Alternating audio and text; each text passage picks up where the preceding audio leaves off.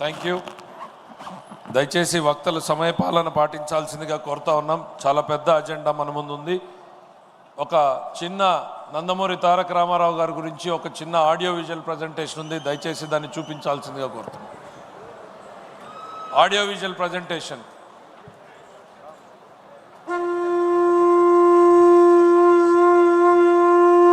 మహావేడుకల నింగి నేల పసుపు మేమై పరవశించేలా అంగరంగ వైభవంగా జరుగుతున్న మహానాడు పండుగ వేళ 10 కోట్ల తెలుగు తమ్ముళ్లకు, ఆడపడుచులకు, రైతన్నలకు, శ్రమజీవులకు, దేశ విదేశాల్లో తెలుగు కీర్తి పతాకాలుగా వెలుగొందుతున్న మన బిడ్డలకు వివిధ రంగాలలో తమ ప్రజ్ఞ పాఠవంతో తెలుగు తల్లికి సాంస్కృతిక, సాంకేతిక, సాహిత్య నీరాజనమిచ్చిన కళాకారులకు, మేధావులకు, శాస్త్రజ్ఞులకు, విఘ్నులకు, ముఖ్యంగా నా పసుపు జెండాను కుండెల మీద మోస్తున్న తెలుగుదేశం కార్యకర్తలకు నా హృదయపూర్వక నమస్సుమాంజలి.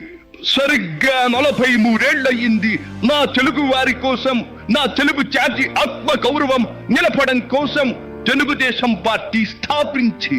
నేను స్థాపించాను అనే కన్నా పుట్టింది అనాలేము. ఎందుకంటే ఆనాడు కార్మికుడి చెమట నుంచి, కర్షకుల రక్తం నుంచి, చాడిత పీడిత ప్రజల బాధ నుంచి పుట్టింది తెలుగుదేశం.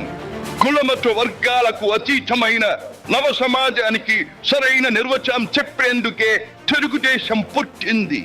పేదకు కనీస అవసరాలైన పూటకు పక్కెడన్నము, తన దాచుకోవడానికి పక్కా ఇల్లు, గౌరవం నిలుపుకోవడానికి ఒంటి మీద వస్త్రం, వీటితో పాటు రైతన్నల సంక్షేమం, ఆడపడుచుల అభ్యుదయం, బలహీన వర్గాలకు పాలనాధికారం, వీటిని అందించడం కోసం మొదలైన తెలుగుదేశం ప్రస్థానం ఆ తరువాత ఎన్నో మలుపులు తిరిగింది.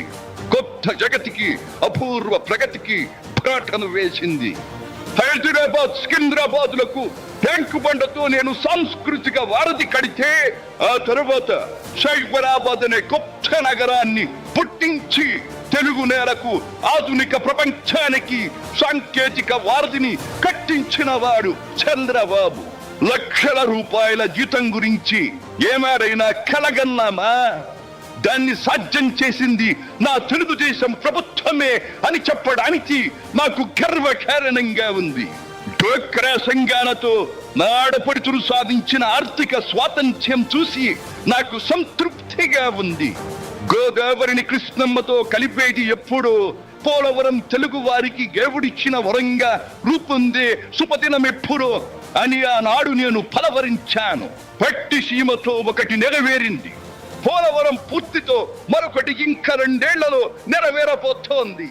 రెక్కలు ముక్కలు చేసుకున్న డొక్క సగం నిండని పేద ప్రజానీకారికి ఇంత ఆదరవు కల్పించడానికే ఆనాడు కిలో 2 రూపాయల బియ్యం పథకం పెట్టాను. అటువంటిది P4 కార్యక్రమంతో పేదకు పేదరికం నుండి విముక్తిని కలిగించి బంగారు కుటుంబంగా తీర్చిదిద్దే చంద్రబాబు ప్రణాళిక అహో అద్భుతం, మహాద్భుతం. శాతవాహన సామ్రాజ్యానికి ఒకప్పటి రాజధాని నగరంగా బాసిల్లిన అమరావతి పేరిట నేడు నిర్మాణం జరుపుకుంటున్న ఆంధ్రుల రాజధాని నగరం దేవేంద్రుడు సైతం అసూయ పడేలా, మయూరి సైతం అప్పుల పడేలా రూపుదిద్దుకోవాలని మనసారా దీవిస్తున్నాను. క్రమశిక్షణాపూరితమైన అభ్యుదయ సమాజ నిర్మాణ శక్తిగా యువతను మలచడం కోసం ఆనాడు నేను కలను కన్నాను. యువగణానికి ప్రాధాన్యమిచ్చి యువశక్తికి పదును పెట్టి నా కలను నేడు తీరుస్తున్నాడు నా మనవడు లోకేష్. అంతేకాదు, అధికారానికి సరైన నిర్వచనం మానవ సేవ అని ఆనాడు నేను పాటించిన నియమాన్ని నేడు గతంలో ఆచరించి పార్టీ కార్యకర్తకైనా సాధారణ పౌరుడికైనా అండగా నిలుస్తూ నా వారసత్వానికి వన్నెదిస్తున్నాడు లోకేష్. గగన సీమ నుండి ఇది చూసి అయ్యారే ఫలా ఫలా మనవడా ఫలా అని మురిసిపోతోంది నా మనస్సు. ఈ దేశం మనది, దేశ సమైక్యతే మా సిద్ధాంతం, మా రాష్ట్రాభివృద్ధే మా దేశాభివృద్ధే మా లక్ష్యం అంటూ ఆనాడు నిత్యం నినదించేవాడి ఈనాటి వికసిత భారత్ వికసిత ఆంధ్రప్రదేశ్ గురించి వింటుంటే ఇదే కదా నేను కోరుకున్నది అనిపిస్తోంది. చివరిగా ఒక్క మాట, చెరుగు నేల మళ్ళు చెరుగులా పాడి పంటలతో పారిశ్రామిక వికాసంతో పరవశించాలని, చెరుగులాట ప్రతి ఇంట నిత్య వసంతాలు చెందాలని, ప్రజల కోసం అంకిత భావంతో ప్రభుత్వం చేస్తున్న కృషి ఫలితం కావాలని ఆకాంక్షిస్తున్నాను. సెలవు. సర్వే జన సుఖినో భవంతు.